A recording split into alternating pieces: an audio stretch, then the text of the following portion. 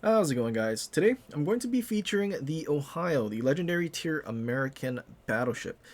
Usually I probably would have thrown this into a compilation, but considering I decided to take a break, I just kind of went ahead and edited as many videos as I could just so that I could keep posting videos every day and, well, kind of enjoy not, really playing this game a whole lot. I'm probably gonna be playing this game like maybe once a week or so, at least until we finish the campaign.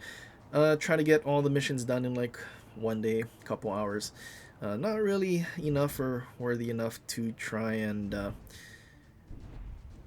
stream it, but yeah, friendly Yugamo gets torped. I don't think he was ever spotted, just unlucky. Torps are probably meant for the cruiser or whatever that is in the back, sailing towards Charlie. Kind of unfortunate. DD goes down, and there's not much that we can do.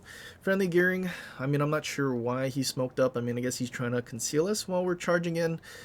But it's not really a good idea to waste your smoke on a cruiser that has its own smoke. And considering it's also a battleship, you're basically hoping that they don't shoot their guns ever because, chances are they're just gonna get spotted anyway. Gearing almost gets blind torped, which would have been pretty bad if we just lost all of our destroyers in like the first couple minutes. Enemy Montana comes out flat broadside, and unfortunately, our salvo looked fairly decent, but we don't get any citadels. He is in our secondary range though, and I'm kind of hoping that our guns can reload before he decides to angle. Although considering our gearing is now sailing straight at a Musashi, and he dumped all his torps at the Montana, kind of unfortunate. The Musashi also being spotted before he even got to the corner. I feel like gearing might have torped the wrong target, and now Montana dodges all of the torps, and we're kind of in a bad spot. If Montana keeps pushing in, we're gonna have to stay angled to both the Musashi and the Montana, as now both of our destroyers are already dead. Not really looking great. We're just gonna try our best to stay angled to the both of them, and I hope our secondaries can do something. We are using Enrique Fernandez, so we do not have Haruna's 15% dispersion for secondaries, which honestly would be pretty useful right now. But yeah, we have both sides of our secondaries going, which is kind of good for us. We do need to be careful though, because the Musashi is still charging in. Kind of need to make sure that we don't get rammed. We were decently angled to the Montana, and unfortunately we got citadeled. And where we got citadeled, I'm pretty sure he got a ricochet off of one of our rear turrets, which does kind of suck. Friendly defense, trying his best to stay alive. And at this point, since the Musashi shot, I just decided, you know what, bold strategies, we're going to do a game return right in front of the Musashi. It's a Musashi, what's the worst thing that could happen? All we need to do is make sure we can get to the cheek, and then we can kind of get rid of this Musashi. One of our friendly battleships at the back did touch Musashi kind of a lot, which was kind of interesting as we get a triple citadel, and that Musashi doesn't citadel us at all. Kind of an epic gamer move there. Montana though, just getting absolutely cooked, burnt down from our secondaries. There is a destroyer in this objective, which we kind of need to worry about. And then our friendly Yamato does finish off the Montana, so unfortunately, we're not able to get the Montana as well. Shima dumping torps at us. Luckily we slowed down. We had an idea of where he was since we weren't spotted, and we weren't really getting torped from anything, but now we are kind of hoping that our Yamato starts turning in and we can actually catch this Shima.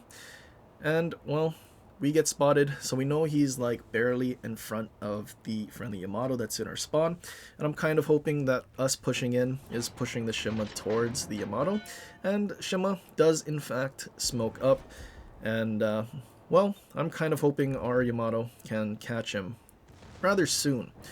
Shima gets spotted by the Yamato, we take a pot shot.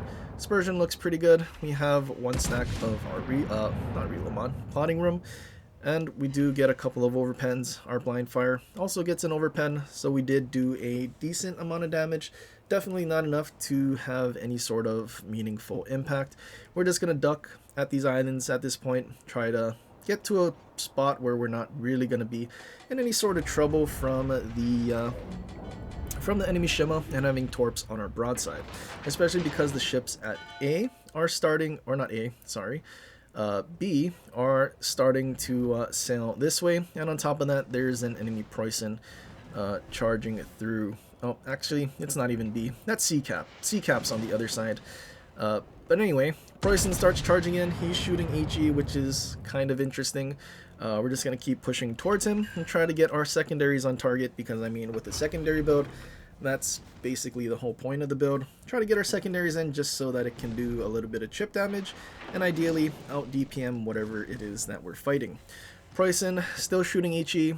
Unfortunately, because we are angled, that's actually the right ammunition to have, but kind of gives us hope that we can just charge out at him, at least until the point that we know we're not going to get torpedoed. Preußen also having his front turrets and back turrets staggered. Unless he takes a very long time with one of them, we know for a fact he's not switching it to AP, which is kind of an easy tell. He's still shooting Ichi out of his rear turrets, so we know that we don't really need to worry about angling. Ichi again out of his front turrets, and he does eventually go down because, I mean, flat broadside. Preußen's epic idea of selling legendary tier ships for $10, always a good idea. Enemy Jinan, unfortunately, Salvo didn't really connect with him, but now he got absolutely smashed. He has a sliver of HP. We're gonna have to rely on aim assist here, and I mean, Jinan is trying his best. I mean, even if we don't kill him, something else probably will. Yamato is just getting tortured by the Shima. 2 shells hit the Jinan, and Jinan's side armor is 32, so it's actually better than a lot of the cruisers at legendary tier, which is kind of funny. Not really sure why Jinan has a 32 side, but at the same time, you hit anywhere else on Jinan and it's basically gonna explode. I think Yamato's the only thing that can have fun against the Jinan whenever it does actually get spotted, because 32 overmatch, you don't really need to do much. You just shoot it and it disappears. Enemy Des Moines gets spotted very briefly and he's AFK, so we're just gonna start charging out here, and we're gonna try to bait the Shima, bait his torpedoes as if we're gonna turn flat broadside and charge at this Des Moines since he's AFK, but we're gonna cancel our turn and actually turn to where we're assuming the Shima was, especially because he did just kill our Yamato and we know he's somewhere north of us. So we're just gonna hard turn in, and luckily prediction was pretty good. We turned in exactly when we needed to, and one set, I mean, we can assume there's 2 more. So we're just gonna keep pushing towards where these torpedoes are coming from until we know that he doesn't actually have any more sets of torps. There's the second set, and until we see the third, we're not gonna try to turn away. I wish I kind of had running with scissors right now though, because then that 10% rudder buff would have been pretty useful, not only in dodging torpedoes but actually getting turned around quicker. Waiting for that third set. There it is. Unfortunately, we're not going to really be able to dodge this one, but knowing that that's the third set, we just have to make a game return, turn away from where these torpedoes came from, and ideally, Shima would not have reloaded his torpedoes in time. I mean, I'm assuming there's at least 30 seconds from when those torpedoes passed before the next set of torps show up, and I mean, at that point, I'm kind of hoping we're already turned around and stern on towards the Shima and just sailing away. And then the hope is that the Shima somehow chases us and realizes that he has to start shooting his guns to end the game sooner, which Shima players probably won't do that. I mean, they're just going to keep trying to torpedo. We get turned around, and exactly what we needed to do, torps show up, and we're able to dodge them. And now that we're sailing away, it's going to make it much easier to dodge these torpedoes. Shima being perfectly stern on, I mean, there's going to be a lot of chances to dodge through gaps, such as this one, and we're just going to basically run away as much as we can. Shima dumped a widespread as well, so I mean, at this point, I think he's just hoping to hit something, but widespreads definitely isn't it. Staggering your torps as well, probably not it. Considering that it wasn't a whole lot of time between the torp sets, if you just waited to launch all of them, and I mean make a wall of skill instead of, one torp rack.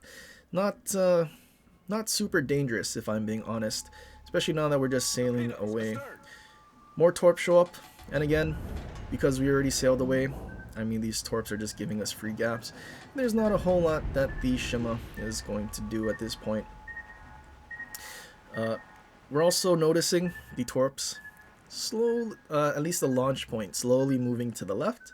So we know he's going to get to that island at some point. I'm just kind of hoping at some point we go unspotted, and then that gives us the perfect idea of where he actually is.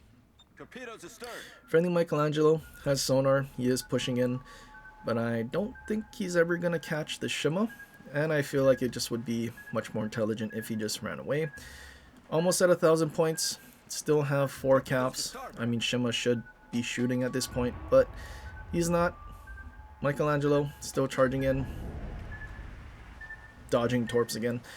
I mean, of all those torps he launched, which, how many sets did he launch? 3? 3 times 15, 45. He landed 1 out of 45 torps ever since we left B objective, which is kind of funny. But yeah, I don't think he even landed torps when we were in B, pushing in after we killed the Musashi either. And there were some torps there. So let's just say like 1 for 50. That's a pretty bad average if I do say so. 3,100 XP though, 205,000 damage. Pretty standard Ohio match if we're being honest here. But nonetheless, still a good Ohio match, above 3K, just not in a compilation. But still using Optimus Prime. Kind of wish the background music wasn't like copyrighted, and well, we would still be hearing Optimus Prime's voice, but unfortunately that's not the case.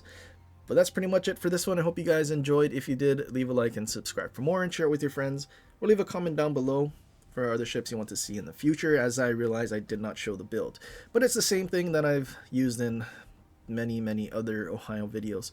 But anyway, until next time, aloha.